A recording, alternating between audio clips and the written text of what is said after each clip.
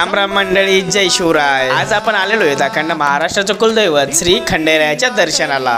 जेजुरी म्हटलं की डोळ्यासमोर येते भंडाऱ्याची उधळण आणि सोन्यासारखा दिसणारा पिवळा धमक गड. सकाळी 7 वाजता जुन्या गडावरती चढायला सुरुवात केलेली. 800 पायऱ्या चढल्यानंतर 1.5 तासाचा प्रवास करून आम्ही फायनली गडावर पोहोचलो. यालाच कडेपठार असं सुद्धा म्हणतात.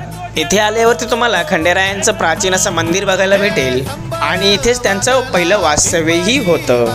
येळकोट येळकोट जय मल्हारच्या घोषणेने गड असा दुमदुमलेला होता आणि अतिशय भक्तिमय वातावरणामध्ये आमचं दर्शन झालं. आता आपण निघालो नवीन गडाच्या दिशेने. समोर जो दिसतोय ना तोच नवीन गड आहे आणि ते मध्ये 3 किलोमीटरचं अंतर आहे पायी चालत जाण्यासाठी. गडावरती पोहोचल्यावर आपल्या रूढी परंपरेनुसार आमच्या दोन्ही पण मामाने आपापल्या माळसेला उचलून घेतलं. त्यात जो काही उत्साह आहे ना तो पण काही वेगळाच आहे. हा गडावर असणाऱ्या भव्य दीपमाळा तर आपलं लक्षच वेधून घेतात. जुना गड आपल्याला इतिहासाची जाणीव करून देतो, तर नवा गड हा भक्तीच्या ऊर्जेने भरलेला आहे.